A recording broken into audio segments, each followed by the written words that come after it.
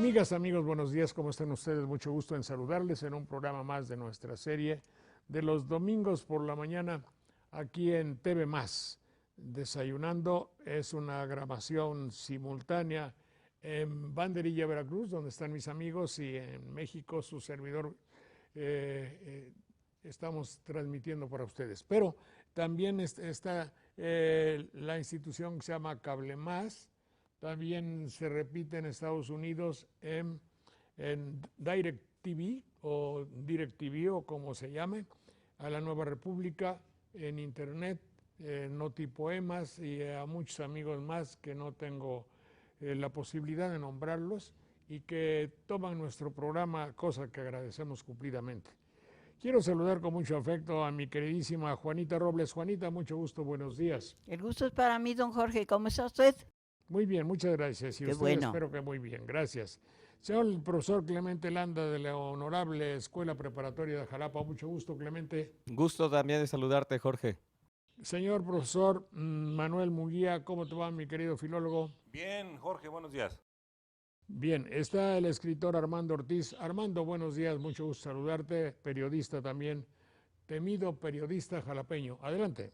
¿Qué tal, Jorge? Buenos días, buenos días. Mi querido maestro de latín, Salve José Eliud, buenos días. Ave. Muy bien. Daniel Méndez Vivanco, máximo representante del Vaticano en Huatusco. Mucho gusto, mi querido Daniel, ¿cómo estás? Don Jorge, siempre lo saludo con afecto, ¿eh? Gracias, señor. Vamos a hablar ahora de algo muy hermoso. Ahí en el lugar donde ustedes se encuentran, evidentemente se desarrolló mi infancia. Y era muy, yo no sé si evocador, ahora lo veo como una evocación, como que llamo al pasado para recordarlo, pero no puedo dejar de tener presente las festividades y las tristezas de un pueblo. Creo que sea lo que forme la identidad, la personalidad, la manera de ser, las patologías, todo lo que ustedes quieran que estar guardado en lo recóndito, lo escondido de la memoria y del ser de una persona. Y nunca podré olvidar las oraciones de mi madre, en particular las oraciones de mi abuela, de la esposa de mi abuelo que casó en segundas nupcias, y de toda esa buena gente de mi pueblo que rezaba. Y ahora que tengo la posibilidad de hacerlo y de hurgar un poco en estos nuevos mecanismos de, pues que no investigación, sino de consulta, debo decirles a ustedes que se me hace realidad todo aquello que yo escuchaba de niño, seguramente con los ojos abiertos, medio espantado por la solemnidad de los rostros que reflejaban un recuerdo, un dolor y una tristeza para recordar a quienes ya no estaban con nosotros. Y me acuerdo de la oración, que yo no sé cómo se llama, ustedes iban a buscarlo y a saberlo, pero que decía así. Yo me acordaba de frases, pero yo la encontré toda. Y se las voy a leer. Y hay que, nunca le puse, nunca, está como el oro de una fábula que dice, pues si cantas lo que sabes, nunca sabes lo que cantas. Y uno lo dice por decirlo, pero no le pone atención, no se fija en las palabras. Óiganlo conmigo y verán ustedes qué belleza. Dice, es para cuando rezan el rosario y eso. Por estos misterios santos de que hace el alma recuerdo, te pedimos, oh María, con tierno y devoto pecho, de nuestra fe sacrosanta la conservación y aumento. Torna tus divinos ojos hacia tu cristiano pueblo. Da a tu iglesia la victoria y al mundo grato sosiego. Serena las tempestades que airado descarga el cielo. y del pontífice Augusto mitiga el dolor acerbo. Las terrenas potestades sigan de Dios los preceptos, porque la justicia torne y al bien vayan sus esfuerzos. Que el gentil conozca a Dios, su error abjure el soberbio, que de la verdad aparta corazón y entendimiento, que la culpa nos inspire dolor profundo y perfecto. Halle puerto el navegante y la salud el enfermo. Las almas del purgatorio gozosas vayan al cielo, y a que este santo ejercicio tenga, oh Madre, tal aumento en todo el orbe cristiano, que fiel adora al Dios bueno. Que de continua alabanza sean tus glorias objeto, y por tu amor merezcamos gozar del eterno premio, así sea. Bueno, pues esta oración, que yo sabía algunos renglones y que no se reza completa, seguramente que tiene una esencia y un origen. Está hecha con un espíritu muy eclesiástico. Ve la fe, el Papa, la felicidad y obviamente la paz. Y una oración obviamente a la Virgen María. No entra mucho en la figura de Cristo, aunque está implícito ahí el recuerdo y el deseo hermosísimo de la paz en el mundo. Eso es lo más bello de la oración a mi punto de vista. Es decir, que el que ande en el mar profundo de las tempestades, que encuentre cobijo, el que tenga enfermedad, que encuentre salud. Es una oración muy fraterna para todos. ¿Qué dice mi queridísimo Daniel Méndez Vivanco? Adelante, Daniel.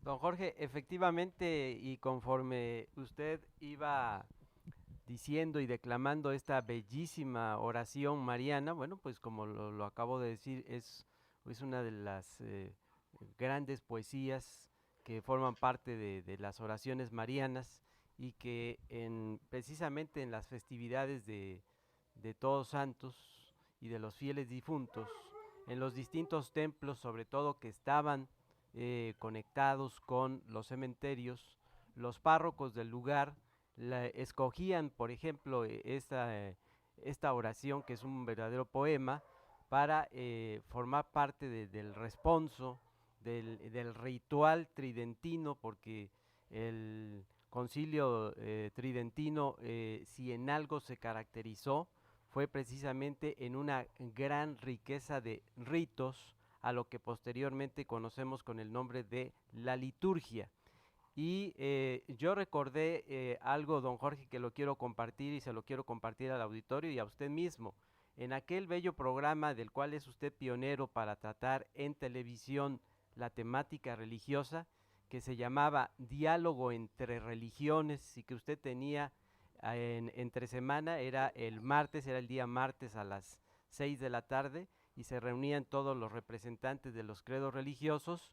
En uno de esos programas, su amigo, su querido amigo, el padre Manuel Jiménez, trató en una ocasión precisamente esto de la poesía religiosa, y destacó el poema, la oración que hemos escuchado de sus labios. Muy bien, pues ya ni me acordaba de aquello. ¿Qué me dices, Eliud, sobre eso de que sea tridentino o no? ¿Qué significa eso? Fue de un concilio de Trento, y de ahí ya se deriva la palabra esta de tridente, de tridentino, concilio tridentino. Hasta ahí nada más, porque no es 100% latino. Bien. Manuel Munguía, responso, un concilio, el hecho de la oración misma, si te merece algún comentario. Sí, es una oración mariana y forma parte frecuentemente de los rosarios. Ya no en todas partes se reza igual. Hay algunos rezanderos y rezanderas que todavía dicen de memoria este poema, que es en realidad un conducto para que a través de María, según la creencia religiosa católica,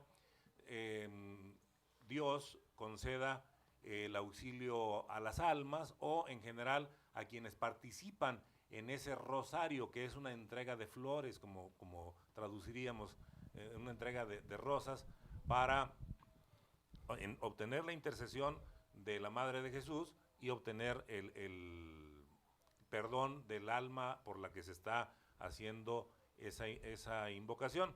Efectivamente, es un poema que frecuentemente se usa para esos propósitos, y todavía, como dije, hay quienes lo dicen, pero ya se ha simplificado mucho el rezo en los casos de las exequias y de los novenarios. Ojalá que la poesía de este carácter pues recuperara su sitio para que aprendiéramos un poco más de cómo era la actitud religiosa de personas que antes pues lo hacían con una devoción muy especial. Don Jorge, hay un dato más que quisiera compartir, ¿por qué esta serie de oraciones tan bellas como la que hemos escuchado se oía, se escuchaba, se decía en los rezanderos, sobre todo de épocas pasadas? Bueno, porque para rezar el rosario debemos recordar Por eso también... me pinto yo.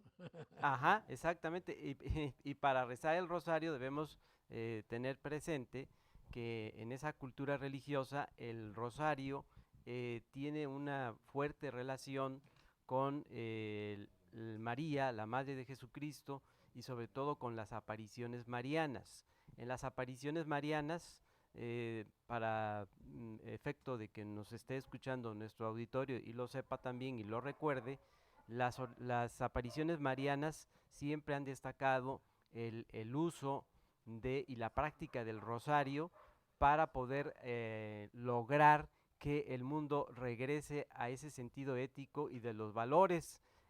Seguramente se va usted a acordar, y todos los compañeros y el público, de que hasta había un canto religioso de aquella época que decían, sobre todo en las escuelas religiosas: viva María, viva el rosario, viva Santo Domingo que lo ha fundado.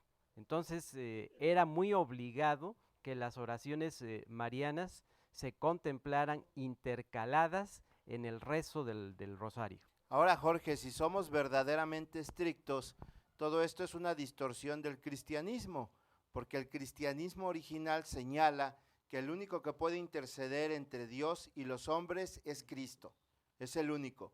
Pero bueno, llega María como figura celestial, a lo mejor es más fácil llegar o hacerle una oración a una mujer, como en el caso de María, santa como pudiera ser, y te empiezan a distorsionar completamente el cristianismo, se vuelve un marianismo. Por eso no encuentras a Cristo en esta oración, porque aquí la importante es María, cuando el que debería de buscar, cuando lo que se debería de buscar es que Jesús sea quien interceda. Cuando hacemos una oración, nos enseñaron a que al final de la oración tenemos que decir en el nombre de nuestro Señor Jesucristo, porque Él es el que intercede.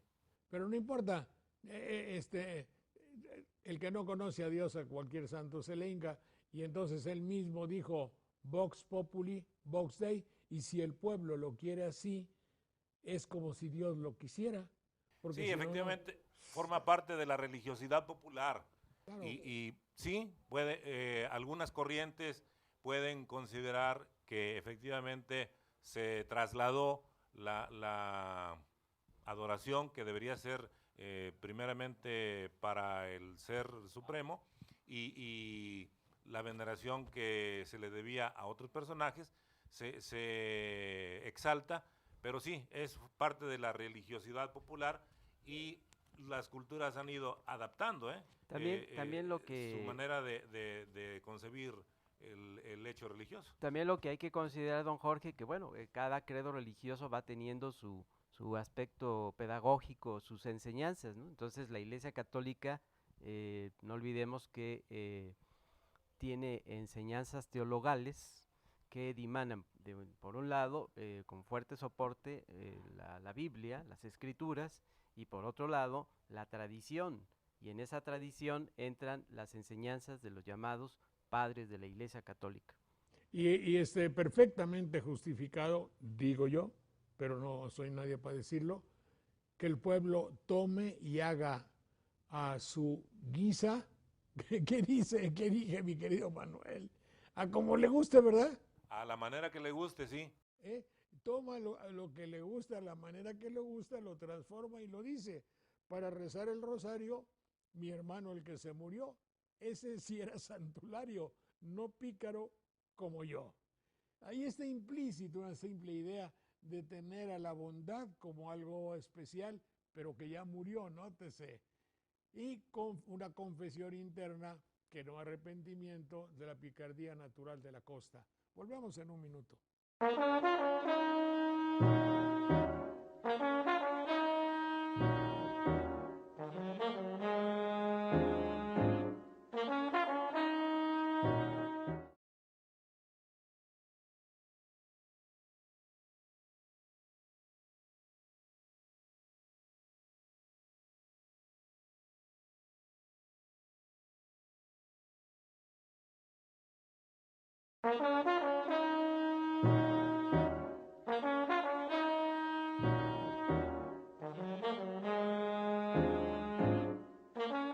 Y sí me acuerdo cómo estaba muy presente el idioma latino en aquellas ceremonias de la ofrenda de mediados del siglo pasado y antes tantito. Y ¿cómo se dice? Pacem aeterna dona et Domine, lux perpetua in luce a te, requiescat in pace, amén. No, dice requiem eterna. A ver, no tache. requiem eterna dona eis Domine. Domine. Et lux perpetua luciat eis, Sí. requiescat in pace, amén. Requiescat in pace, amén. Y así Ah, lo caray. rezaban las señoras, los señores, etcétera. Bueno, no exactamente así, porque hemos dicho que adoptamos lenguas que no son próximas a nosotros, cuando menos hablando de nuestros antiguos mexicanos, y lo adaptaron a su manera, y oímos en los rezos cómo repiten la fórmula, no exactamente en el latín que lo dice el maestro, que lo dice muy bien, pero tampoco lo hicieron los goliardos, por ejemplo, cuando escribieron Carmina Burana. Ya era un latín modificado a veces intencionalmente, Los goliardos eran personas muy traviesas, sí es cierto, muy traviesas. ¿De dónde eran? Eran unos monjes de la región germánica que en Buren, por ejemplo, encontraron estos escritos y partituras de los cantos que después Karl Orff convirtió en el Carmina Burana, por eso, por el lugar donde se encontró, que son cantos procedentes de Buren, y hay un latín macarrónico un poquito mezclado. Sí, pero el término es técnico, no es burlón, así se habla de un latín macarrónico. Y mezclado con alemán, mezclado con algunas otras lenguas, pero lo hacían de manera muy juguetona, porque les pusieron eso de goliardos, porque los comparaban con Golias, es decir, con el demonio. Era casi como decirles, son demoníacos. Y ellos decían, no, es que somos curas, pero debemos disfrutar la vida. Hasta hay un pasaje muy célebre de los Carmina Burana que dice, libiamo, vamos a beber. En la religiosidad popular, don Jorge, había pronunciaciones pues interesantes o peculiares que hacía precisamente el pueblo, ¿no? Yo recuerdo que a la hora de meterse con el latín decían requiem eterna dona y domine, a luz perpetua luz dei. Esa era una expresión muy común en el rezo del rosario. Ahora bien, también debemos tener presente el hecho de que cuando se da esa transición del Concilio de Trento, en la enseñanza del Concilio de Trento al Concilio Vaticano II, y como hemos comentado que el Concilio de Trento le daba especial énfasis a la práctica del latín, bueno, pues estando ya en el pontificado Pablo VI, el obispo francés Marcel Lefebvre, una de las cosas que más presionó y atacó al Vaticano y a la Iglesia del Concilio Vaticano II fue el desplazamiento que se le estaba haciendo al latín. Aquí en México, uno de los más fuertes defensores del Concilio de Trento en su enseñanza y en la liturgia lo fue un sacerdote que usted conoció muy bien, el padre Sáenz Arriaga. Sáenz Arriaga. La silla de San Pedro está vacía. Así, efectivamente. Pablo VI. Él decía que el papa que estaba, que era Pablo VI, me parece, no era papa. Y demostraba, era un cura, no un cura, ¿cómo diríamos? Un extra cura, superado de cura, más allá del cura. ¿Se acuerda usted que uno de los libros que sacó, un primer libro en desafío al Vaticano y a Pablo VI, el libro se llama La Nueva Misa Montiniana? Sí, y el segundo libro se llama Excomulgado. Libros muy interesantes, ¿eh? Sí, no, imagínense ustedes un cura, pero un cura no era un cura rebelde, era un cura más apegado a lo tradicional que la hipotética liberación de la iglesia de aquella época, que no había nada de todo esto. Bueno, pues era más exigente, restringido y más ortodoxo, ¿cómo se puede decir? Y era más cerrado. Era una persona sumamente preparada. Las entrevistas que usted le hizo en aquellos momentos y que tuve la gran fortuna de haberlas presenciado y visto, fue como también durante el desarrollo de esas entrevistas, él le fue a usted manifestando oraciones en latín, oraciones marianas en latín que decía él que se debían respetar. Claro, me acuerdo mucho que el que estaba ahí, y no sin cierta admiración, como que yo me acuerdo de la actitud de Ricardo Garibay, un gran escritor, que se sentía, bueno, él era más consciente que yo. Estábamos rompiendo con todas las estructuras. Eso de mentarle la mamá al Papa, que no deja de ser una figura política. Claro. En un país que tenía relaciones, obviamente, con el Papa, y más que relaciones con el Papa, la filiación del catolicismo mexicano perfectamente apegado al Papa. Y saco yo a mi viejito con un libro que le rezumbaba lo que fuera el Papa Pablo VI. A mí me valía, pero Ricardo estaba espantado, me acuerdo. Y tenía usted un invitado que se acordara que le contestaba a Ricardo Garibay fuertemente, y lo mismo lo hizo con Arriola, el obispo de Ciudad Netzahualcóyotl, don José Melgoza, que era una persona también preparada. Bueno, los goliardos. Sí, muy conocido en Jalapa, en Veracruz, y en el seminario de Veracruz. Sí, efectivamente, sí. Un gran nombre de un santo. Padre Melgoza, sí. Mariano. Pero así de Mariano y de todo nunca pude entrar a la asociación de Mariana. A la asociación Mariana se llama, ¿verdad? Congregación Mariana. Sí. No di el ancho, nunca tuve el espíritu tan abnegado de catolicidad para entrar en aquellas épocas a la Asociación Mariana, lo cual habla muy bien de la Asociación Mariana. De la Asociación Mariana, claro. Debieron haber buscado hacia la estatura de usted y entonces No, doña, es que era yo, pues como genio y figura, un poco rompedor de todas esas cosas, ¿no? Dijo Groucho Marx, nunca quiero pertenecer a una asociación que tenga un miembro como yo. Pues sí, claro, sí, yo al estar dentro yo mismo hubiera pedido mi dimisión. ¿Cómo dije, Manuel? Que abjuren. ¿Dimisión o demisión? Dimisión. Dimisión, ¿qué quiere decir?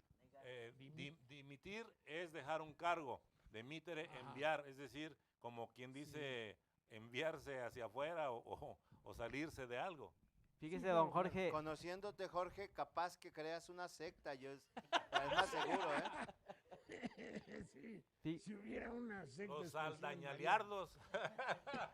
Dijiste, Manuel, dijimos unas palabras que merecen su explicación. Un responso. Responso porque la oración está destinada a que haya una contestación de los asistentes. Acuérdate cómo dice Torre de Marfil, ruega por él. Arca de la Alianza, ruega. Hay una respuesta. Entonces, están estructuradas de esa manera. Hay que recordar que, por ejemplo, el silabario de San Miguel se basaba en esa técnica para enseñar la lectoescritura, porque no solo se dedicaba a enseñar oraciones, y se fundaba la técnica en preguntas y respuestas. Por ejemplo, te decían España, Madrid, Italia, Roma, y así ibas contestando. U otras materias que tenían que ver con la gramática, que tenía que ver con la aritmética. Las tablas así nos las aprendíamos. 2 por 1, 2. 2 por 2, era ir haciendo respuestas. Entonces, es una herencia de esta tradición de la oración, del rezo, que se hace para invocar el perdón de las almas de los difuntos, por ejemplo, o el perdón para uno mismo cuando la petición es personal. Ahora, hay que hacerle distinción entre oración y rezo. Oración procede de oris, es decir, aquello que se habla o que se dice originalmente con la boca. Hay ya dentro de la teología la tesis de que también hacemos oración en silencio, pues eso es una extensión del significado. En cambio, rezar viene de recitare, lo que quiere decir que cuando oramos lo podemos hacer en los términos que se nos ocurra en el momento o en los términos que decidamos. En cambio, cuando se reza, se recita, es decir, se vuelve a decir algo que ya está establecido. Lo que hay que considerar también que en ese responso, también, y que era una serie de rezos así muy larga, contemplaba también una parte que se le llama y al que se le conoce también como la letanía de los santos. Es esa parte cuando se pide o se da la invocación de los santos para que se pueda otorgar el deseo porque los difuntos se encuentren en la presencia de Dios. ¿Se acuerda que hay una parte donde dice Santa María? Entonces tienen que contestar, ruega por nosotros. Luego, San Pedro y San Pablo, rueguen por nosotros. Y ahí se va la letanía. Usted tenía otro invitado, don Jorge, de la Iglesia Ortodoxa griega, eminente en el conocimiento, Pablo de Ballester, que muchas veces, usted se acordará, habló de la importancia de María, no solamente en el terreno de la religiosidad popular, sino en el conocimiento mismo acerca de las cuestiones de Dios y de Jesucristo. Pablo de Ballester, con una gran trayectoria académica y religiosa. Ahora bien, estos rezos no dejan de ser poemas, Jorge, y utilizan la retórica de la poesía, los recursos literarios de la poesía. El ejemplo que ponía Manuel son aliteraciones y respuestas, que un ejemplo claro de cómo la poesía se socorre de estos recursos literarios es el poema de Jaime Sabines, en el que el poema de algo sobre la muerte del mayor Sabines, en donde hace una letanía con esta misma recurso literario. Dice en el apartado 8 de ese poema: no podrás morir, debajo de la tierra no podrás morir, sin agua y sin aire no podrás morir, sin azúcar, sin leche, sin frijoles, sin carne, sin harina, sin higos, no podrás morir, sin mujer y sin hijos no podrás morir, y así se va en esa letanía que utiliza ese recurso mecanismo literario. de la letanía ha sido bastante socorrido, ¿verdad? Vaya, muchos han hecho letanías, ¿no? Sí, es un ejercicio porque la poesía se acerca al canto, al ritmo, busca eso, el ritmo. Y este tipo de letanías no que sea fácil, pero brinda esa posibilidad. Repites la misma frase y constantemente no necesitas ya ni siquiera que te rime. No podrás morir, no podrás morir, no podrás morir. Es una especie de canto. Fíjate, Jorge, que se oye muy bonito rítmicamente hablando, claro, aunque sea una oración de difuntos, el dies irae, aunque no se sepa latín, fíjate, porque acaba el dies irae dice así, fíjate: dies irae dies illa solvet seclum infabila, quantus tremores futurus quando iudex es venturus, cuncta stricte discusurus, rex tremende majestatis qui salvando salvas gratis, sálvame fons pietatis. qui Marian absolvisti et latronin exaudisti, mique quoquim spendedisti. Preces me non sundigne, se tu bonus fac menigne, me perennium Ahora te lo voy a decir Ya, pero cantada. Dies ire, solve secundum infabili. solve secundum infabila. Qué barbaridad, qué tiempos. Espérate, ahí te va la letanía sui generis. Es un poco rebelde. Espejo de toda vanidad. Faro de la imaginación. Torre de la indiferencia. Torre de la ambición. Ruega por nosotros. Estrella de la televisión. Refugio de los exiliados. Consoladora de los derrotados. Auxilio de los opositores. Ruega por nosotros. Busto de marfil, pozo insaciable de verdad, ruega por nosotros. Mater eroticus, mater edipicus, mater absorbentis, mater indefectible, mater incontestabilis, mater cósmica, mater insustituibilis, mater totalis, mater neoliberalis, madre de todas las batallas, ruega por nosotros. Rosa de los vientos, rosa de arcoíris, ruega por nosotros. Virgen irredenta, virgen específica, virgen subjetiva, virgen hipotética, virgen confesa, virgen ad valorem, virgen sine qua non, ruega por nosotros.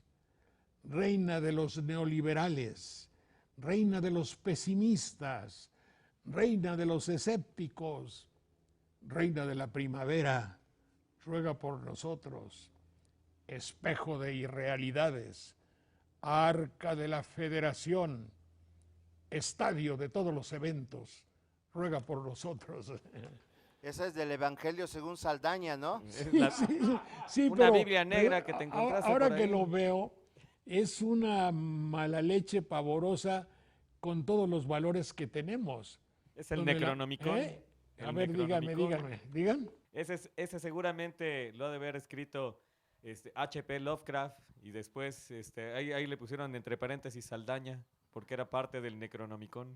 ¿A qué es el Necronomicon? Supuestamente es un libro que contiene algunas de las historias, las oraciones que evocan al demonio y a todas las artes oscuras que hay en el mundo.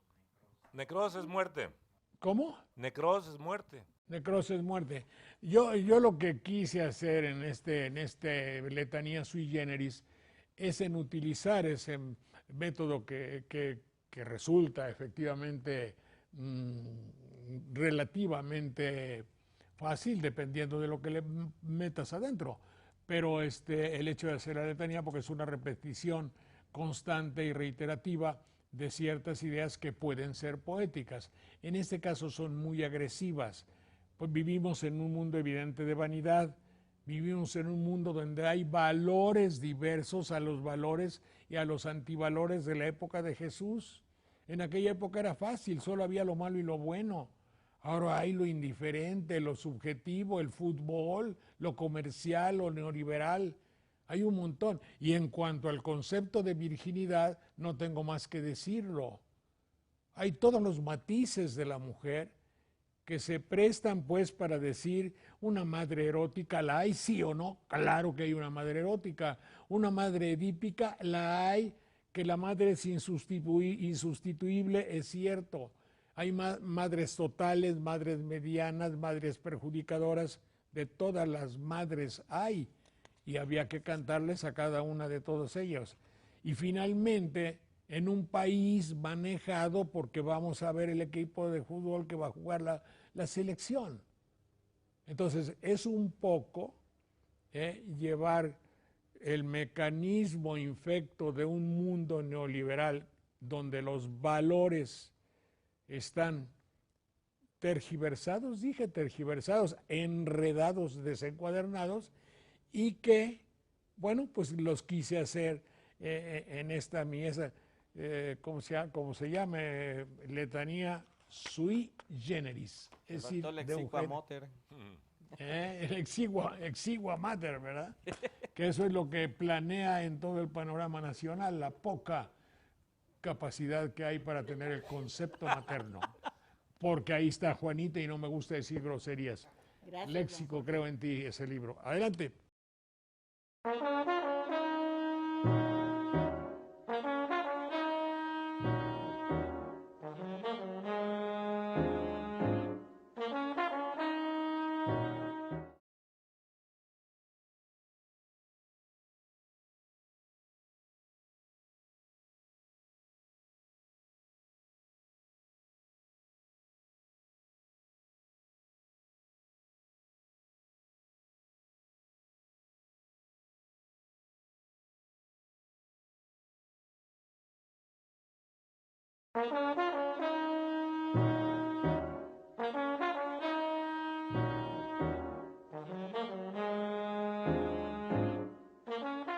Ese viejo cuadro que ven ustedes, que quién sabe dónde lo hube, como decían así antes, dónde lo hubiste. ¿Está bien dicho o está mal dicho, Manuel? Sí, habere también significa tener, por eso se dice los haberes cuando nos referimos a los bienes que tenemos.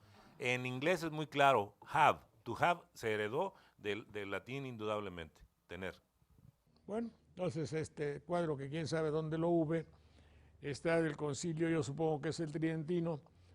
Tienen por ahí las frases, mientras en vuestra pantalla van a aparecer las imágenes de este viejo cuadro que no sé de dónde proviene. Adelante, por favor. Dice transit, ídola, lápiz en alias erebe.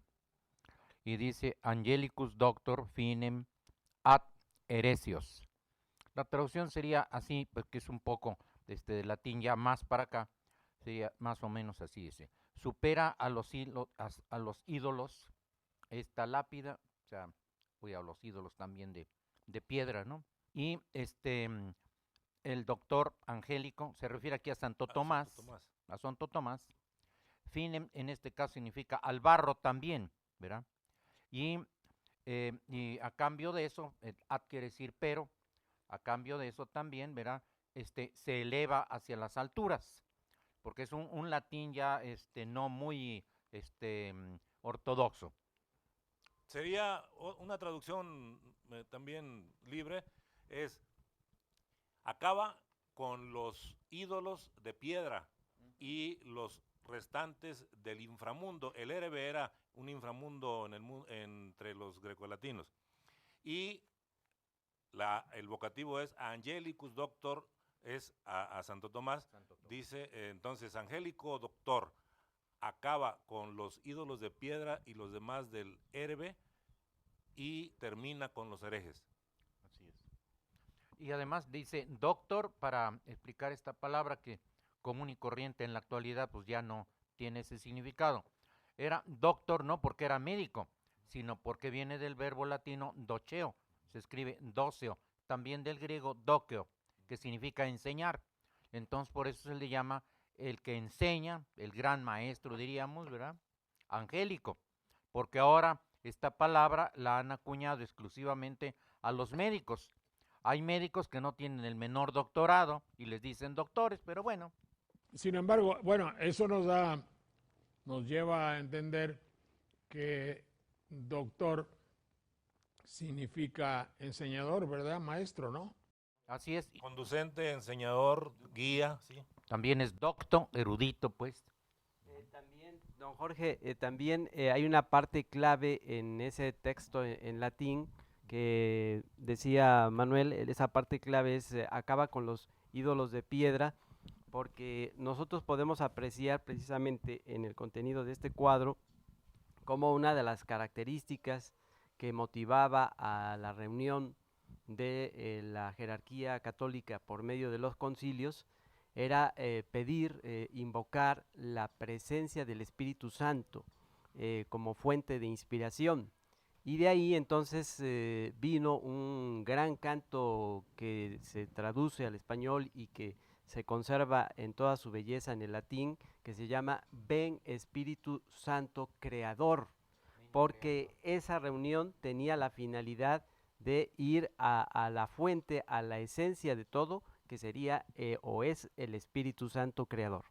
¿Alguien puede decirme por qué a San Francisco le llamaban el doctor angélico? No, a Santo Tomás. A Santo Tomás A de Santo Aquino. Tomás porque angélico y ángelos quiere decir el mensajero.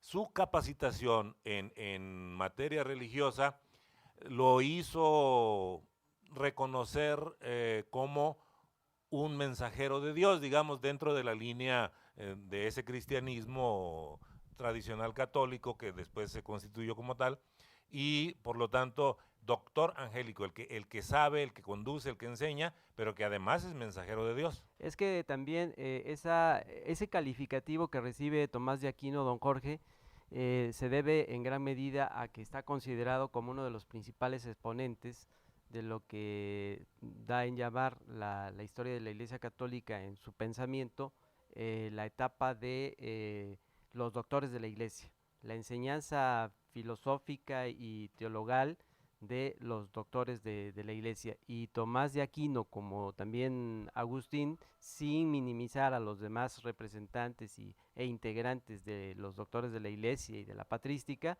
está considerado como una de las glorias y del esplendor del pensamiento cristiano en la Edad Media. Incluso fíjate, Jorge, que la palabra, por ejemplo, profeta, no es el que predice el futuro, sino aquel que es el mensajero de alguien, como sería en este caso Dios nuestro Señor, ¿verdad? Así sería el profeta, pero no está incluido el que prediga el futuro, de ninguna manera. Lo mismo en la palabra, por ejemplo, apóstol, es simplemente el enviado, como se usaría común y corriente en cualquier hogar. Mira, ve por favor y cómprame pues unos refrescos, este es el enviado, un apóstol. Un empleado IBM, Ajá. y veme a traer esto y veme a traer el otro. Así Sería es. un office boy. Un office boy. Oye, concilio y exequias, Manuel. Exequia viene del verbo seguir,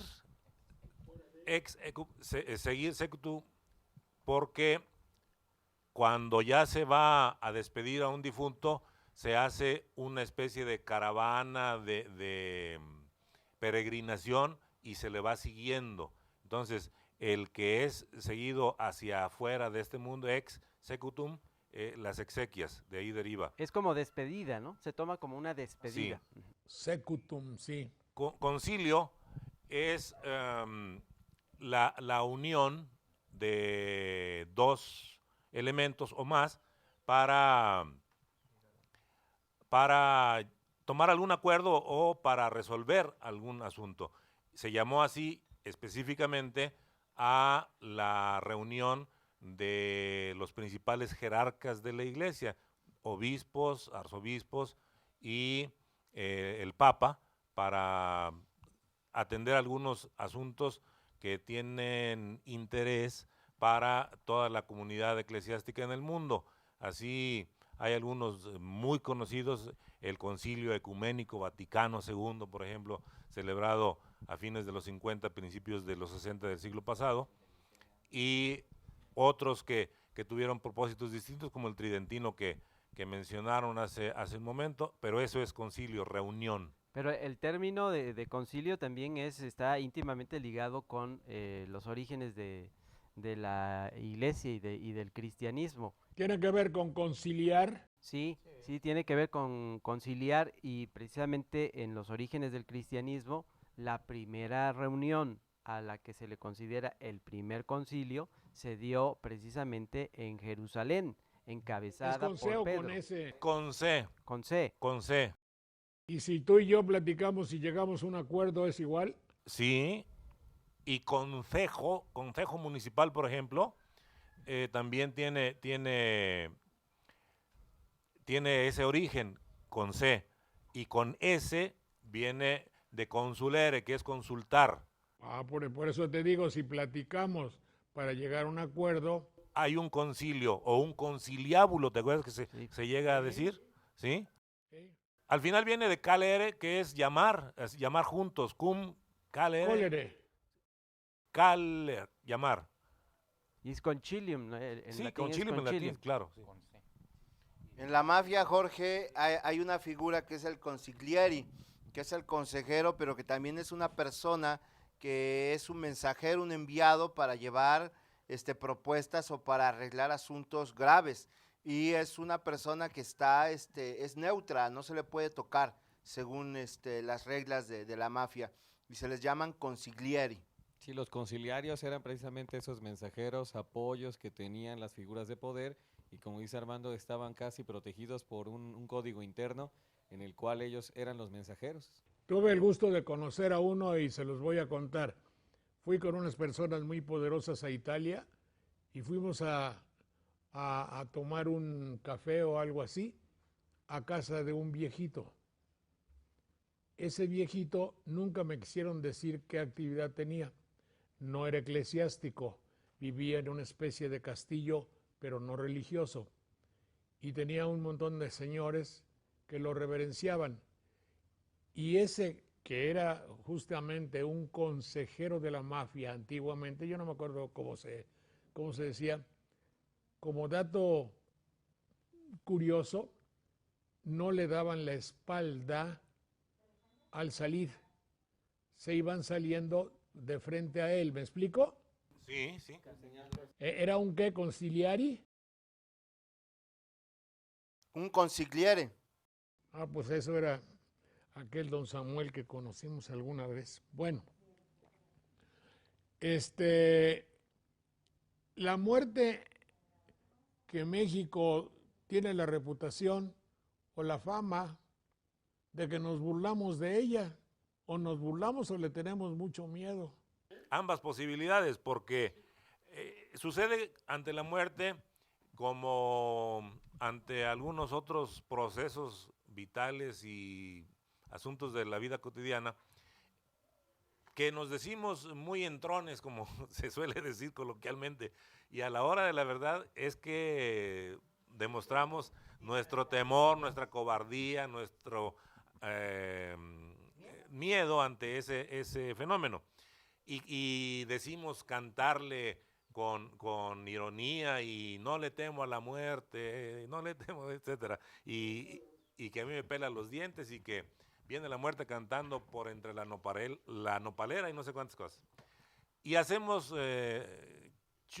chunga con los versos que escribimos en la temporada del Día de Muertos, pero cuando nos toca enfrentar ese momento o nos toca lidiar con la muerte de alguna persona cercana, entonces hacemos frecuentemente muchos aspavientos innecesarios porque no hemos comprendido, ni siquiera los que se dicen muy devotos, el proceso en sí.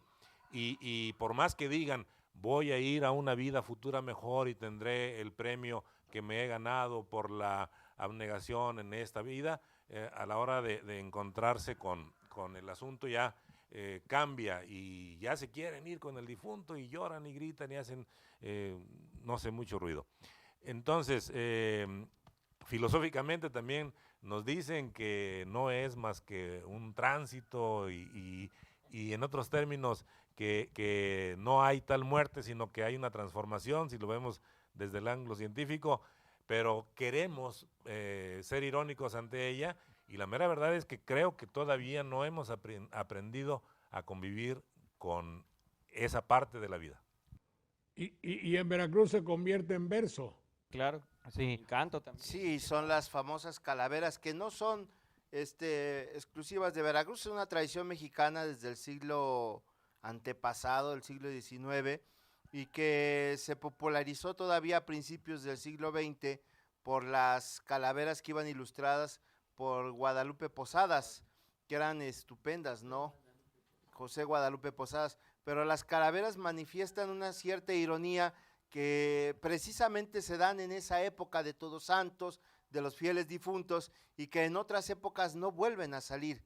Siempre tenemos guardada, si no el insulto, sí el calificativo peyorativo para el político, para el artista, para la persona que de alguna manera se ha ganado esas denostaciones y se las planteamos o se las soltamos en los días de muertos en una buena calavera.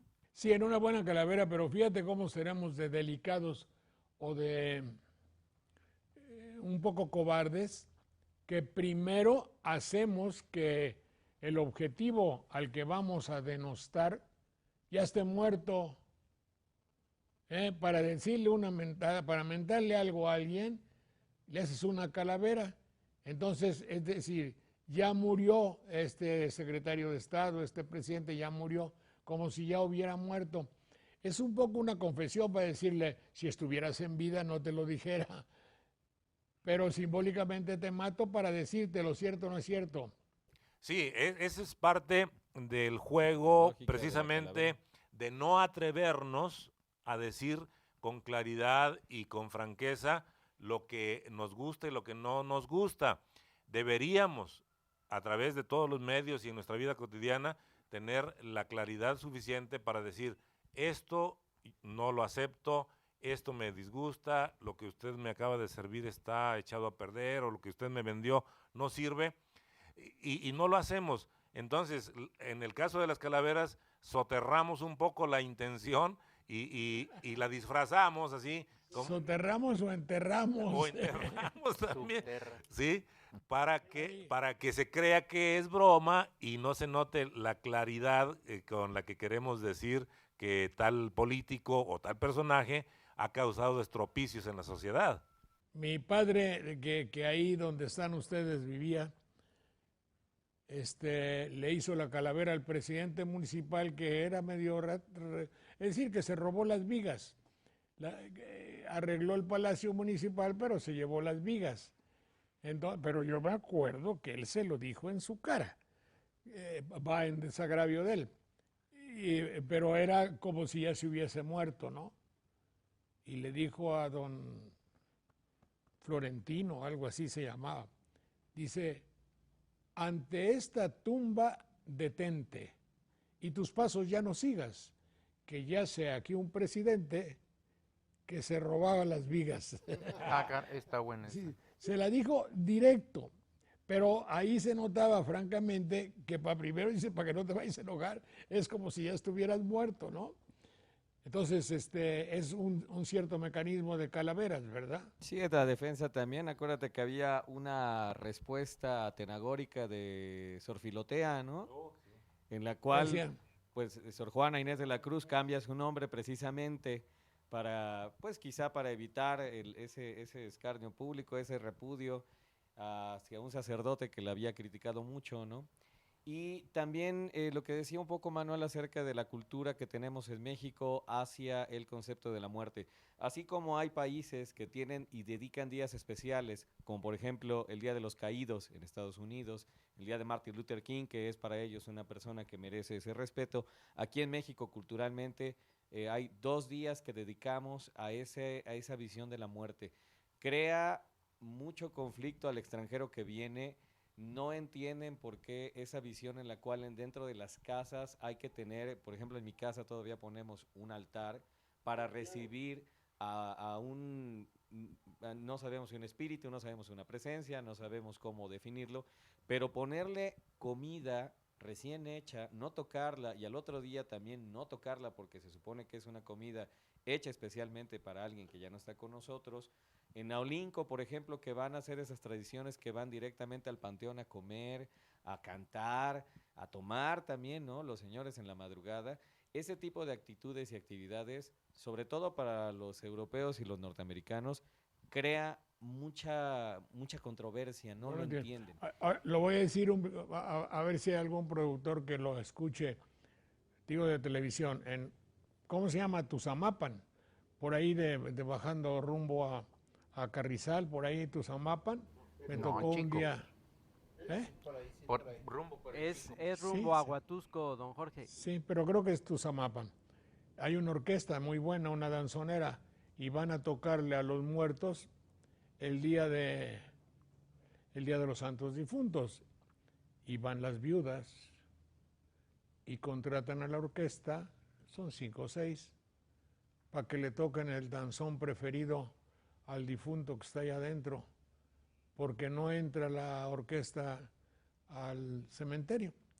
Pero al mismo me tocó ver, se pone, nomás de recordarme, me pongo así chinito, chinito. Hay un danzón que se llama Teléfono a larga distancia. A ver, yo canto aquí, tú la das allá.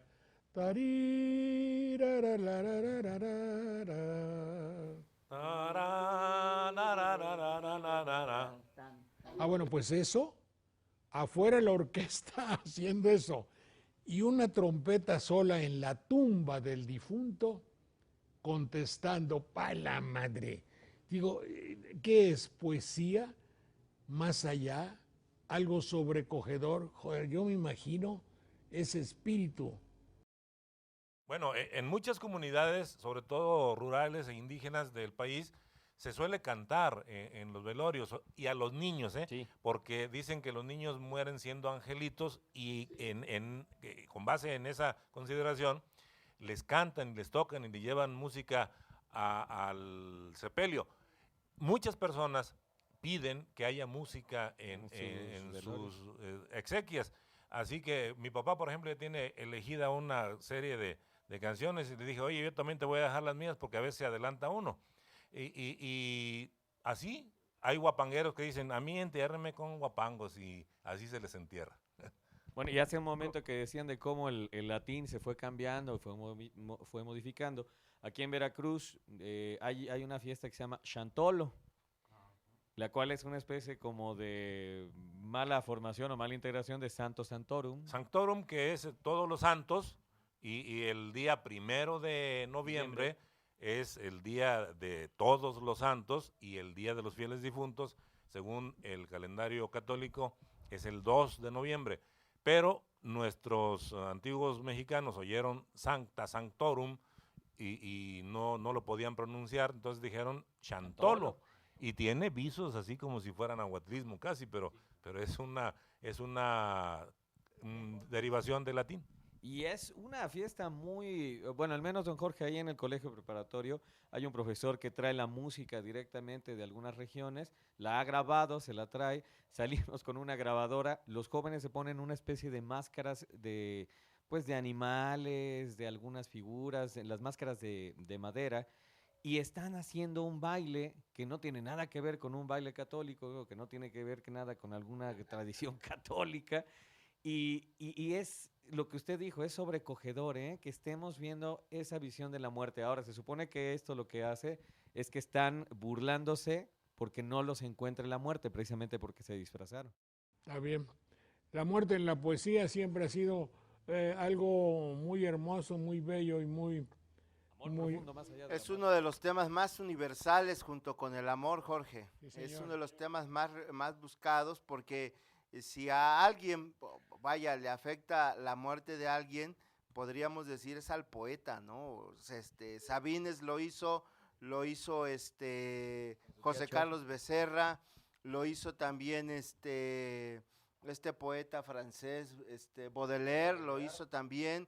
O sea, la muerte ha sido un tópico que siempre, a la que siempre se busca porque no se le encuentra de alguna manera una explicación, ¿no? Ahí la señorita Ramos, me acuerdo cuando aquello, no resisto la tentación de decírselos, sobre una estéril paradera, el diáfano azul del cielo cruzaba en rápido vuelo una nube pasajera. Viola pasar una flor, que abrazada se moría y en su penosa agonía le dijo así con amor, yo te bendigo, la suerte es conmigo generosa, Dios te manda, nube hermosa, a librarme de la muerte. Joven soy, morir no quiero, en tus bondades confío, una gota de rocío, por piedad, porque me muero. Pero la nube orgullosa, insensible, caminando, no puedo, dijo, pasando, servir a tan noble rosa, que si todos los pesares de las flores mitigara, pienso que no me bastara con el agua de los mares. La flor exhaló un suspiro y la nube en el momento, agitada por el viento, siguió su rápido giro. Cruzó la selva sombría, cruzó también la ribera, pero siempre en donde quiera la tristeza le seguía. Sintió al pronto una profunda e indefinible ansiedad y por fin tuvo piedad de la rosa moribunda. Y del punto en que se hallaba, con rapidez se volvió y a la pradera llegó cuando la tarde expiraba.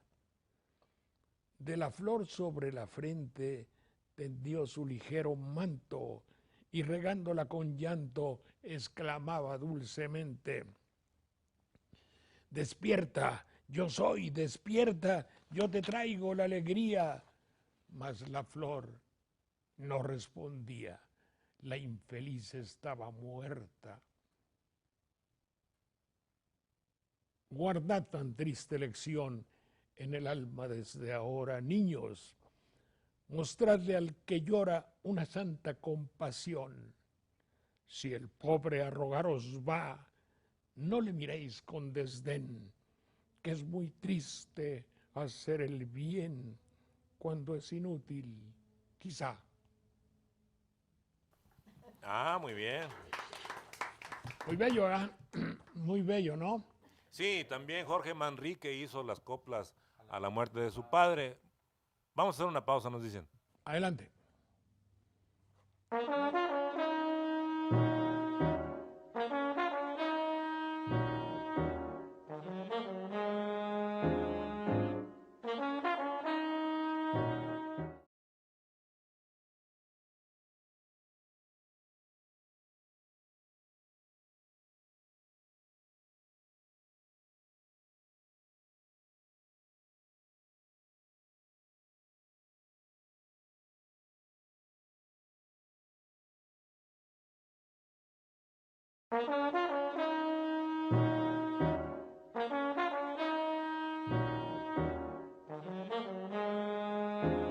Lo más tradicional que hay en la poesía, no sé si llamarle mortuoria, porque ya cuando llega la poesía, la muerte como que se sublima. Cuando Sabines le canta a su padre, cuando aquellos de que se hizo el rey Don Juan, coplas a la muerte del, ¿cómo se llama? De Jorge Manrique, ¿verdad? Y cosas de esa naturaleza, entonces la muerte adquiere otro significado, el poético, digo yo, no sé. Pero siempre reflexivo, Jorge, No, pues a fuerza. Bueno, pues si porque la es muerte, todo un misterio de repente el hecho de la muerte, o sea, ver a una persona que 10, 15 minutos antes estaba viva y de repente ya ha perdido toda noción de vida, o sea, es verdaderamente impactante, ¿eh? Y el poeta, cuando contempla el hecho, se queda como Jorge Manrique, ¿no? En la reflexión, dice las coplas a la muerte ante el cuerpo de su padre. Recuerde el alma dormida, avive el seso y despierte, contemplando cómo se pasa la vida, cómo se viene la muerte, tan callando. Cuán presto se va el placer, como después de acordado da dolor, como a nuestro parecer cualquiera tiempo pasado fue mejor. Y pues semos lo presente como en un punto he sido y acabado, y juzguemos sabiamente, daremos lo no venido por pasado. No se engañe nadie, no, pensando que ha de durar lo que espera, más que duró lo que vio, porque todo ha de pasar por tal manera. Nuestras vidas son los ríos que van a dar en la mar, que es el morir. Allí van los señoríos derechos hacia acabar y consumir. Allí los ríos caudales, allí los otros medianos y más chicos, allegados son iguales los que viven por sus manos y los ricos. luego habla de qué se hizo el rey Don Juan, los infantes de Aragón que se hicieron, algo así, donde habla de que tantas cosas que había en el mundo, tanta faramaya, tanta ceremonia, tantas preocupaciones, tantas inquietudes, finalmente viene algo que todo lo allana. ¿Qué quise decir, mi querido? Mi Pues sí. querido. Allanar es aplanar, dejar libre un camino liso. Viene de planus. Fíjate que Jaime Torres Bodet, escribió una serie de sonetos a raíz de la muerte de su mamá, y la serie se llama Continuidad. El primero dice así: no has muerto, has vuelto a mí, lo que en la tierra, donde una parte de tu ser reposa, sepultaron los hombres, no te encierra, porque yo soy tu verdadera fosa. Dentro de esta inquietud del alma ansiosa que me diste al nacer, sigues en guerra contra la insaciedad que nos acosa y que desde la cuna nos destierra. Vives en lo que pienso, en lo que digo, y con vida tan honda que no hay centro, hora y lugar en que no estés conmigo, pues te clavó la muerte tan adentro del corazón filial, con que te abrigo, que mientras más me busco, más te encuentro. Qué bello, ¿no? Sí, es un soneto muy bien hecho y es el primero de una serie. Don Jorge, y estoy recordando también que, bueno, con relación al tema de la muerte, pues hay manifestaciones culturales diversas y literarias, ya ni se diga. En el Panteón de Huatusco, precisamente en la entrada, hay una inscripción cuyo texto dice: postraos, aquí la eternidad empieza, que es polvo vil la mundanal grandeza, atribuido a Ferrando. Y en el ámbito de las oraciones que hablábamos en los segmentos pasados, también existe una honda inspiración acerca de cómo se ve, cómo se percibe este tema de la muerte. Recordé uno de ellos que ha servido de inspiración incluso para las esquelas, ¿no? Y así, aunque la certeza de morir nos entristece, nos consuela la promesa de la futura inmortalidad, porque la vida que aquí termina no acaba, sino que se transforma, y al deshacerse nuestra morada terrenal, adquirimos una mansión eterna en el cielo. Y si En latín hablamos, sería don Jorge, adelante. vita mutatur non tolitur et dissoluta huius incolatus domo eterna incelis comparatio. Quiere decir, la vida se cambia, mas no se quita. Y destruida esta casa, viene posteriormente la eterna habitación, una casa pero eterna. Esta parte también me trae a la memoria de Amado Nervo, bueno, es muy larga la poesía, pero la partecita es muy pequeñita, la que voy a decir, que es dedicado a Ana Cecilia Luisa de Lié. Dice, era llena de gracia como el Ave María. Quien la vio no la pudo ya jamás olvidar, y a la fuente de gracia de donde procedía se volvió como gota que se vuelve a la mar. Son alegorías o metáforas preciosas, realmente. Mi querido Clemente Landa, algo que si no conoces puede despertar cierto interés para ti. Bueno, es que Te va a preguntar. sí. Te voy a decir algo. Te voy a decir algo que, yo fui un discípulo muy querido y amigo personal, a pesar de la diferencia de edades, que finalmente no era mucha, de Librado Basilio. ¿Cómo no? Maestro de la prepa. Entonces, fue maestro y de los grandes, le escribí. Su entrega le valió gratitud general y sus cualidades literarias no fueron escasas. Vivió enjardinado por el tranquilo bienestar de tierras jalapeñas, rodeado de aromas y afectos familiares. Sus alumnos lo recordamos con amor. Está hecho al estilo que él me habría enseñado y que yo, obvio, no habría aprendido bien, como se va a notar. Recuerdo un lapso de vida que está en el pasado inerte, palpitando la llegada, la partida. Cada quien, según su suerte, fue buscando por caminos del saber, y el colegio tan amado se alejó, y según se pudo ver, tuvo el camino trazado gran valor. Recordamos cómo huido el tiempo que se desgrana en el olvido, de donde yo he rescatado recobra su antiguo brillo y esplendor. Esos los años de infancia pasaron como suspiro, sin sentir, y al evocarlo se añora el vivir hora tras hora dulcemente.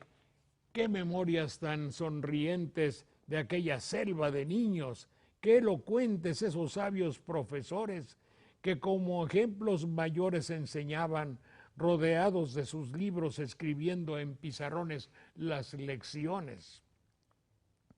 Y qué explosiva alegría partir en las vacaciones al hogar, aunque con cierta tristeza por saber que muchos días y semanas sin compañeros fraternos, olvidados los cuadernos pasarían, hasta que cumplido el plazo, todos con estrecho abrazo, uno crecido ya el bozo, otro triste, otro orgulloso, volverían. Aquí están los sembradíos y los campos de labrar, de instruir, aquí espíritus con bríos se entregaban a estudiar con noble fin. Aquí estudiantes cabales, allá otros más medianos, más chicos, eran tratados iguales como si fueran hermanos, pobres, ricos. Aquel portero don Juan, los prefectos del salón ya se fueron. Los alumnos, ¿dónde están? Llevaban tanta ilusión, tanto esmero. Los concursos, los trofeos, exámenes y diabluras y carreras, ¿fueron acaso mareos? Fueron tan solo figuras de quimeras. Justo es que aquí se hable del maestro que quisimos, de librado, de sapiencia memorable. Por él con cariño fuimos enseñados y aprendimos sus tesoros y el arte de los juglares a apreciar. Repetíamos en coros, versos, poemas, cantares, sin pesar. Fue maestro y fue un amigo, suave con castigados por rebeldes. De su valor son testigos extranjeros connotados y elocuentes, siempre con tonos discretos, sin alardes enojosos. La razón fue su mejor amuleto, dando a necios y dolosos comprensión. Estudiar era el destino que el maestro señalaba sin cejar. Griego, español y latín, gramáticas comparadas declinar.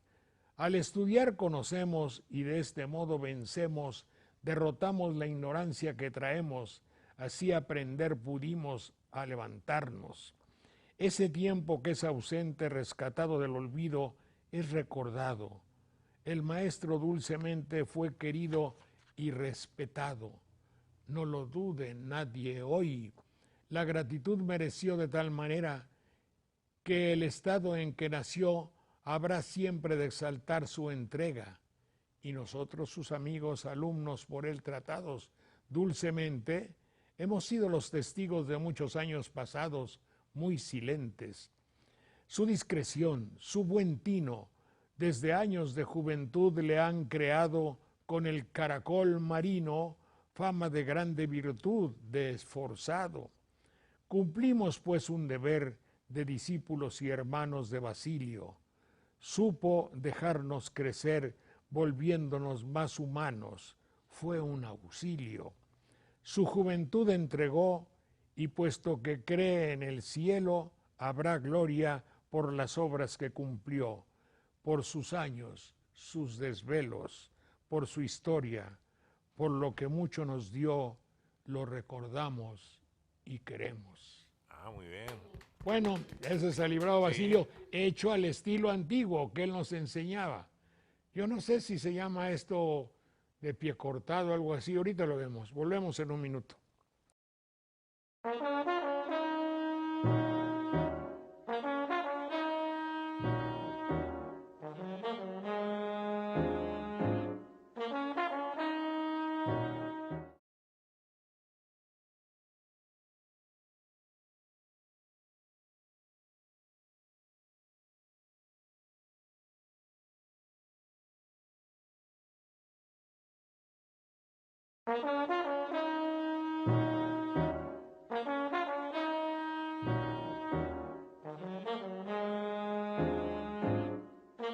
Bien, esta costumbre que mencionábamos un poco de las calaveras, seguramente que tuvo su razón de ser de carácter político, desde luego, con muchas de las cosas, como había la canción, como había los panfletos en la calle, como había periodiquitos que yo pienso que deben haber sido de barrio, caseros, pero que finalmente expresaban cómo volvemos un poco a lo mismo.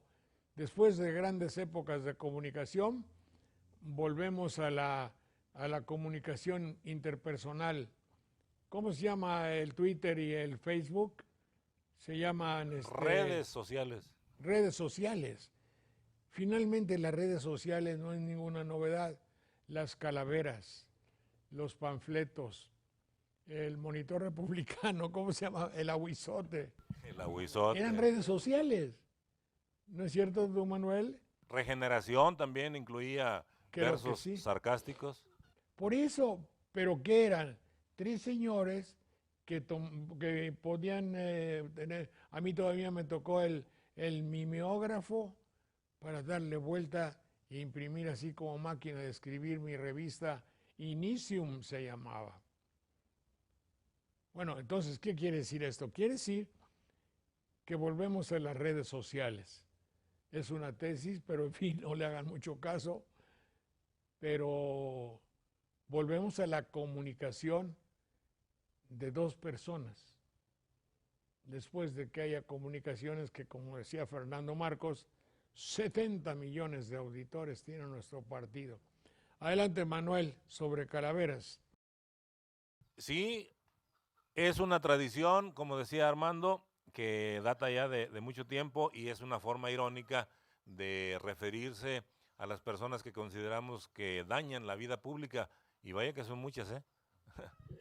Por aquí tengo una que viene en este volumen, que son las calaveras saldañescas, y que casi le atinas, porque mira que estuvo a un pelito Diego Fernández de Ceballos, de, como dicen por acá, de colgar los tenis.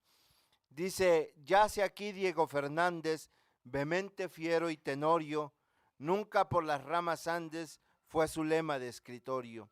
Se le quiere y se le añora, cuánto se le necesita, viuda quedó su señora, buena, rica y jovencita, ¿eh? Sí, es que tenía fama hace como 8 o 10 años Diego Fernández de estar prendado de una joven muy bella, rica y jovencita. Entonces... Apareció en televisión cuando Diego Fernández de Ceballos fue liberado por sus secuestradores en el drama ese que hicieron para Televisa. Lo primero que hizo fue peinarse la barba y comprar un ramo de flores y acudir sorpresivamente cierto. con su joven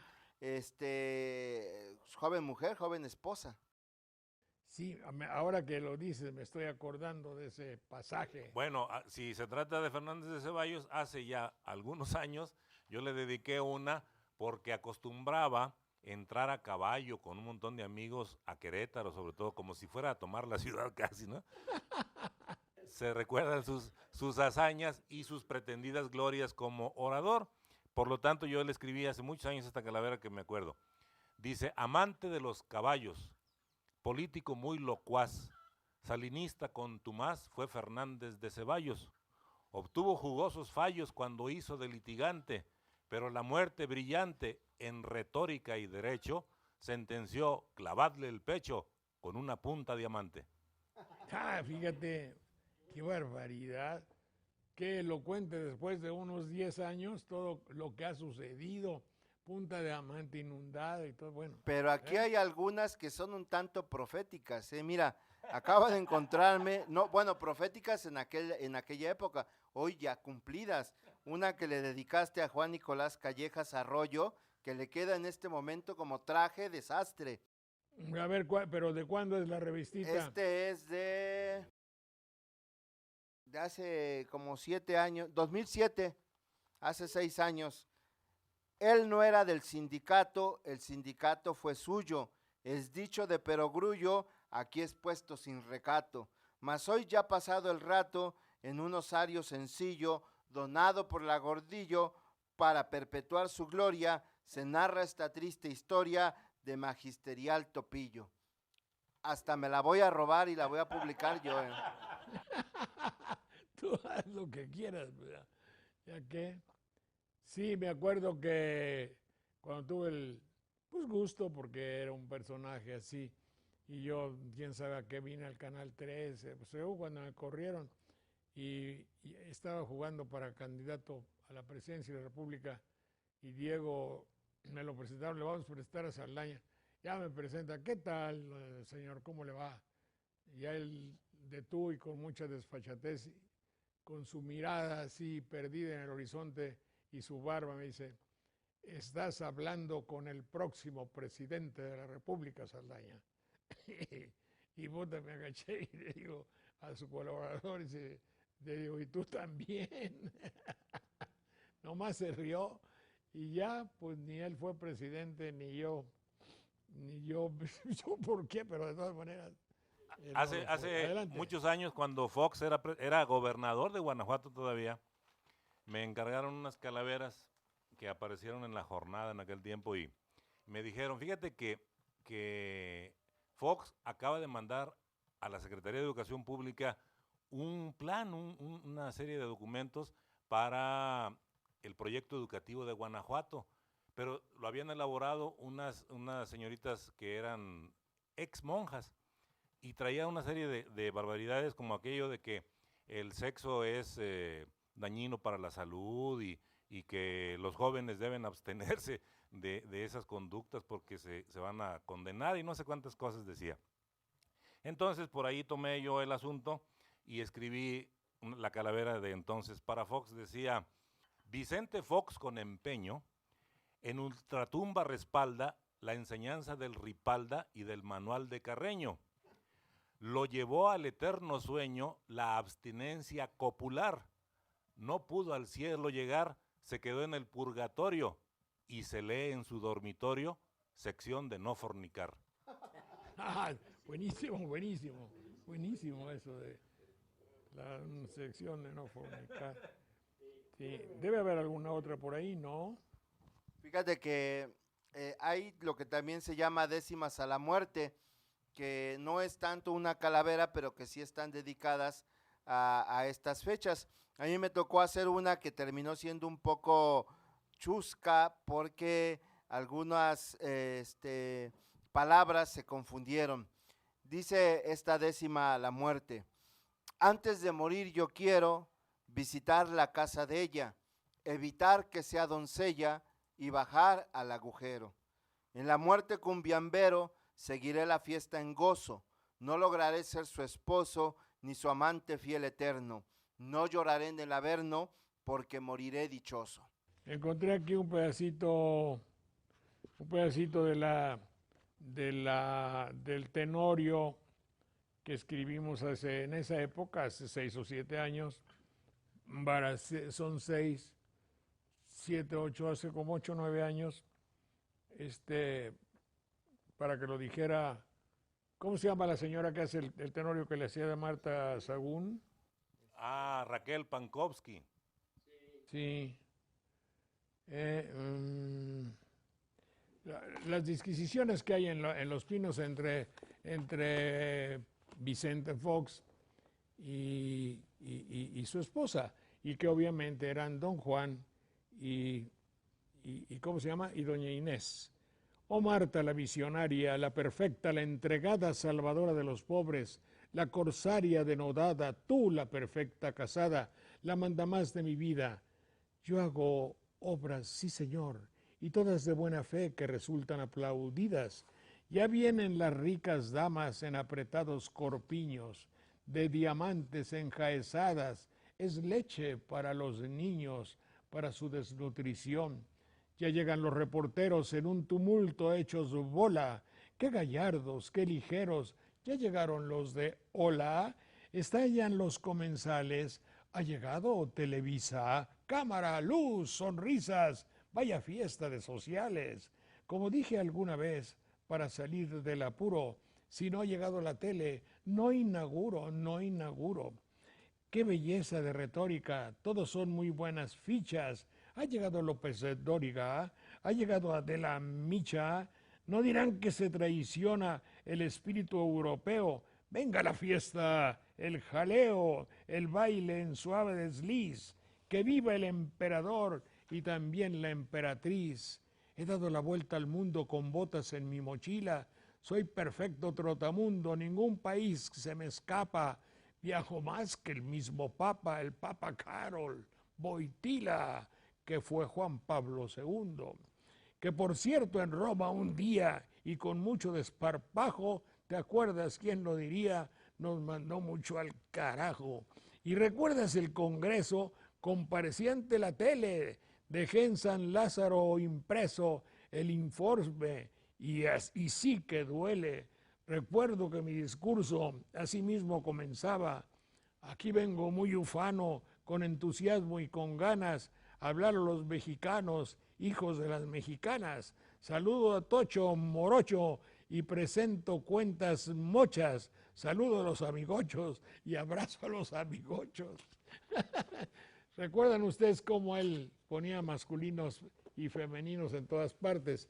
Y esto es el Tenorio a propósito de estas fechas y que estuvo escrito para que alguien lo representara y lo dijimos en algunas veces.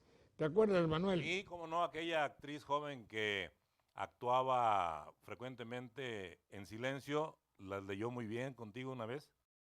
Sí, como Marta, como Marta, según era la Polanski o Polensky, ¿no? No, Pankowski. Pankowski.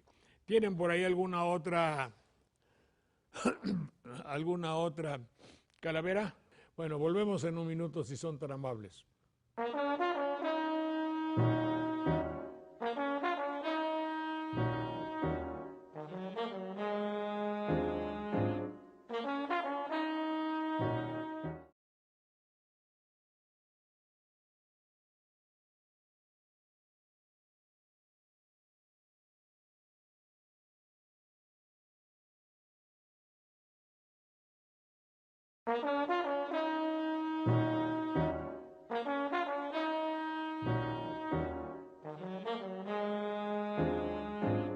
Juanita Robles, ¿cómo está usted? ¿Qué le ha parecido nuestras disquisiciones sobre la muerte y las calaveras? Usted también debe saber algunas, claro. Sí, don Jorge. Pues muy interesantes, por supuesto, y muy oportunas. Bueno, estos días de Todos Santos, en esta época, una de cuyas características son las calaveras, que pueden ser de dulce, gráficas y literarias, al parecer traídas de España durante la época colonial, pero que aquí se enriquecieron con elementos prehispánicos. A los dibujos caricaturescos, descarnados, huesudos, cadavéricos, se les acompaña con versos también llamados calaveras. Suelen ser festivos, estructurados en forma de epitafio, satirizando los defectos de los personajes vivos, presentados ya como difuntos, sin respetar su jerarquía social.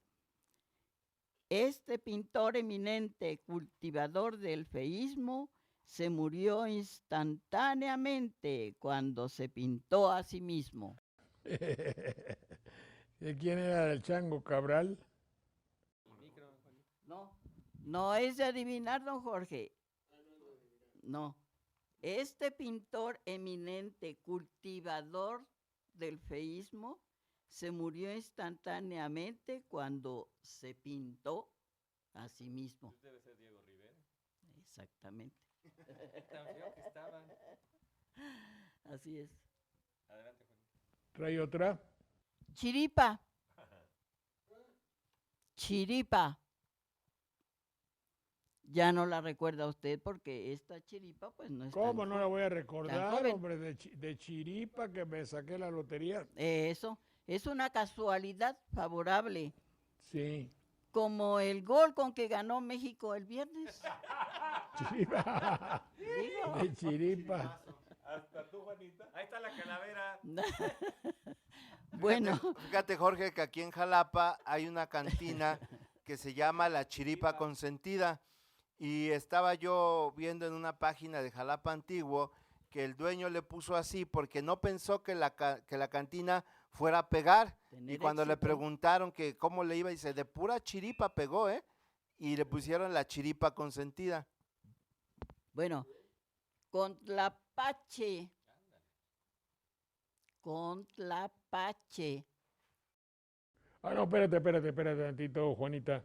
A ver, chiripa, ¿qué cosa es? ¿De un nahuatlismo o es un idiotismo? No, no, yo creo que deriva del título de un libro antiguo que se llama Serendipia. Serendipia, según el cual unos jóvenes gobernantes de un país, los príncipes de Serendipia, sí, de un país oriental, arreglaban todo, pero por mera casualidad. Es decir, sin experiencia se pusieron a gobernar y de todos modos sacaron adelante al reino de Serendipia. Por lo tanto, de ahí se fue extendiendo el conocimiento de la obra y entre nosotros parece ser que lo de chiripa, así como Chantolo le dimos cierto aspecto de nahuatlismo, Santa Santorum. chiripa haya resultado de eso. Y en ciencia, don Jorge, la serendipia es cuando se llega a encontrar algo, por ejemplo, la penicilina, de una manera en que no se estaba buscando. Se hace de suerte o por alguna visión. Y hay también una palabra que se llama heurística, que tiene que ver precisamente esa palabra griega que es eureka, en el cual se habla de que algo se encontró por medio del uso de la mente o de la experiencia. Está bien. Bueno, pues ya supimos. Adelante, Juanita. Tenemos Contlapache. Contlapache. ¿Quién es?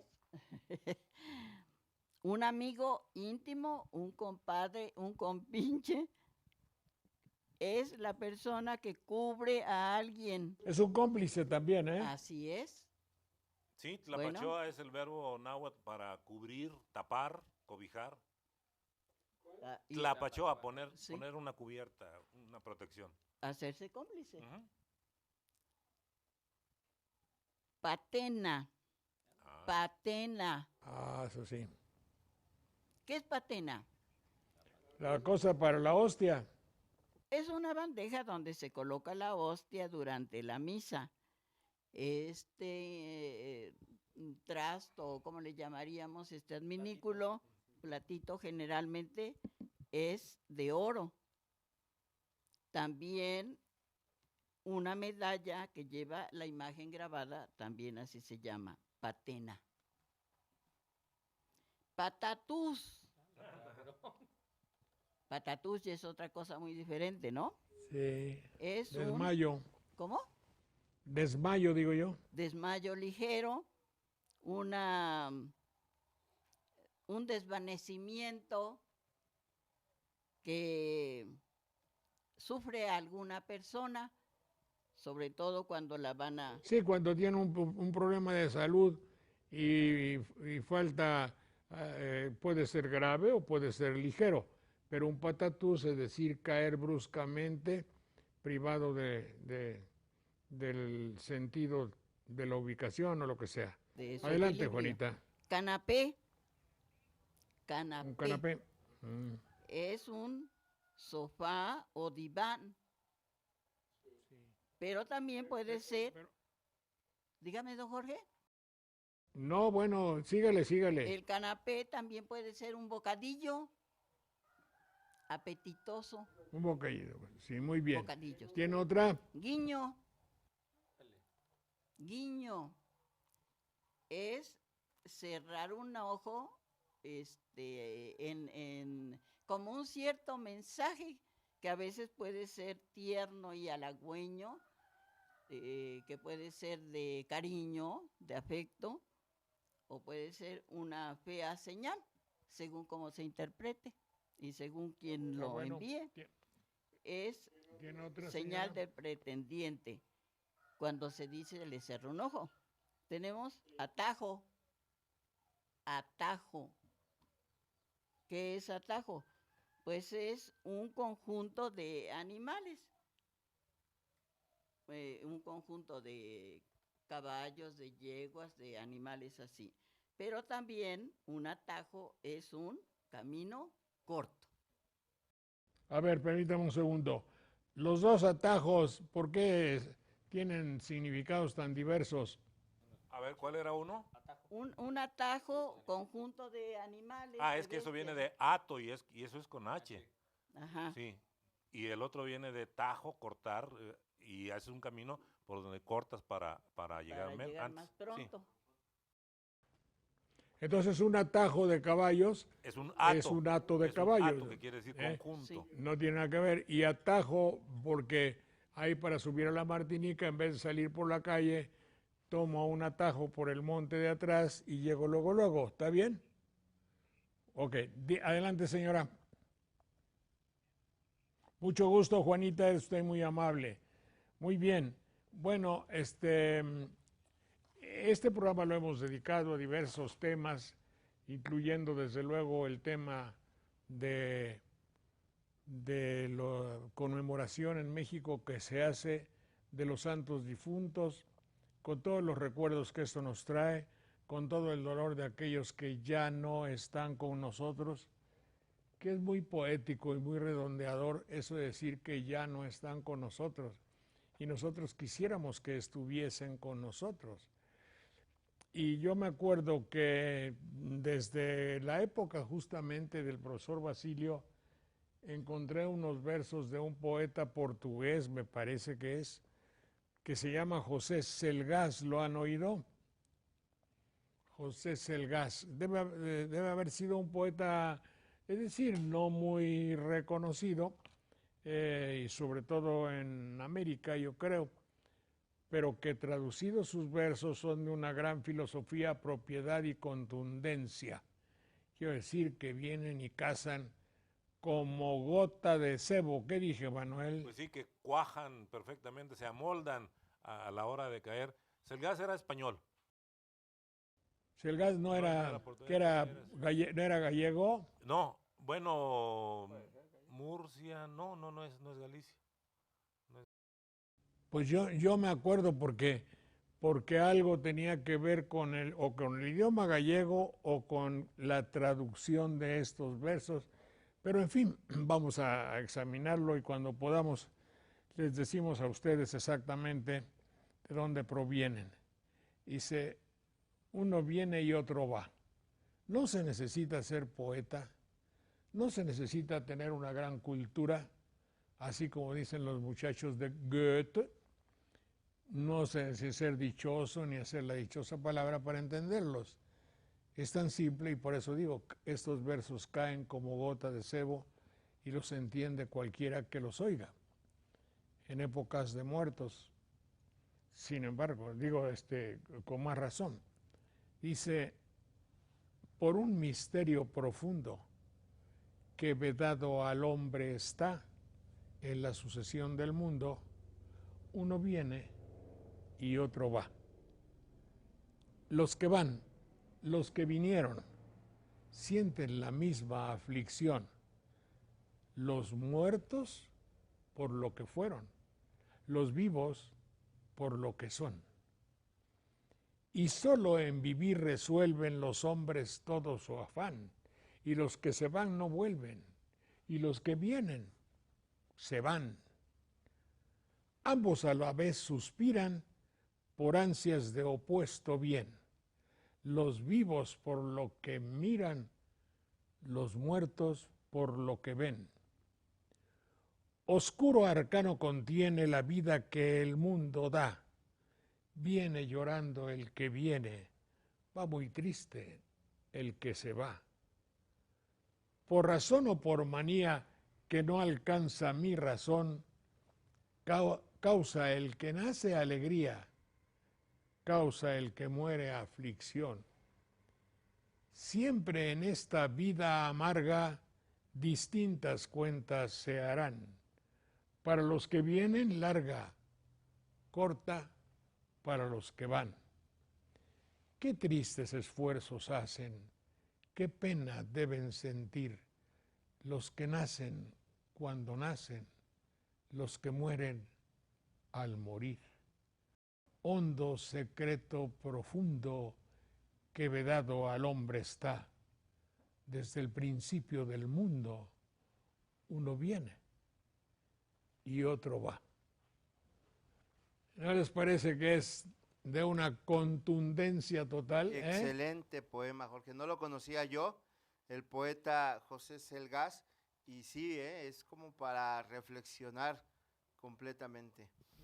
Sí, es una consideración, además de una transparencia total y de una simplicidad muy elocuente. Don Jorge, yo lo recordé precisamente con el poema que acaba usted de decir, que efectivamente es un poema muy bello, y por ahí debo tener en los números que he conservado de la revista Jueves de Excelsior, en una ocasión con motivo de la temporada de Todos Santos y del Día de Muertos, publicaron ese poema y me dio mucho gusto volverlo a escuchar. Tenía años que no escuchaba yo ese poema. A mí me gustaría hacer una recomendación, Jorge, para estos días, que es un cuento de Joyce que también mueve mucho a la reflexión. El cuento, el título es contundente. El cuento se llama Los Muertos y viene en una colección de cuentos que se llama Dublineses. Es un texto muy interesante sobre un hombre que va junto con su esposa a la fiesta de fin de año, que es con sus tías, que ya son mujeres muy grandes y que ya están cercanas a la muerte. El hombre es el que tiene que dar el discurso de la fiesta, está preocupado por eso, pasan las cosas, da un discurso, pues lo da bien y se siente complacido. Cuando se dirige a su hotel, en lo único que va pensando es en hacerle el amor a su esposa. Va en el camino y lo que quiere hacer es llegar al hotel para hacerle el amor a su esposa. Pero antes de partir, su esposa escucha una canción que le recuerda a un antiguo novio que tuvo y que ella siente que este muchacho murió por culpa suya. Cuando ella va a partir de la ciudad donde vive a estudiar a otra, el muchacho se entera y en medio de una tormenta la va a visitar a su casa y le dice: no te vayas. Y ella está preocupada y dice: no, vete tú a tu casa porque te vas a enfermar. Con el tiempo el muchacho sufre pulmonía y muere, y ella se queda con esa culpa terrible. Eso es en lo que ella va pensando camino al hotel, pero el hombre va pensando en hacerle el amor. Cuando llegan, él está preparado y espera que la mujer lo reciba y le diga: hazme el amor, pero ella se pone a llorar porque está recordando a ese joven amante, a ese joven novio que tuvo. Y el hombre entonces la trata de consolar, se queda dormida y ahí sucede uno de los momentos más grandes de la literatura universal, la epifanía, Jorge. En ese momento el hombre reflexiona sobre la vida, reflexiona sobre la muerte, y estas son las últimas líneas de ese cuento que son verdaderamente impresionantes.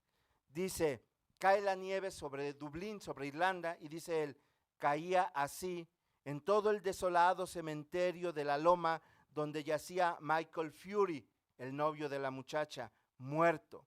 Reposaba, espesa, al azar, sobre una cruz corva y sobre una losa, sobre las lanzas de la cancela y sobre las espinas yermas.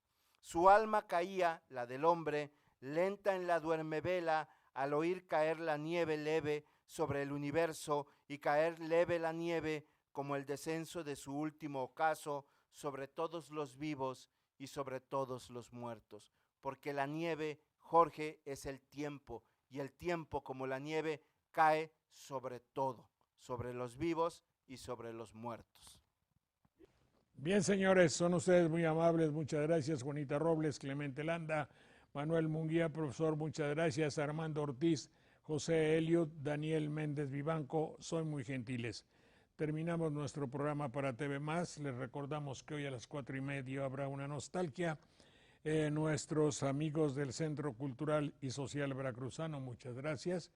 Para la Florería Detalles de Ana María Bordonet, en Murillo Vidal 710 en Jalapa, gracias. Fueron nuestros desayunos de TV+. Gracias a todos, el equipo de Jalapa y el equipo de México. Gracias.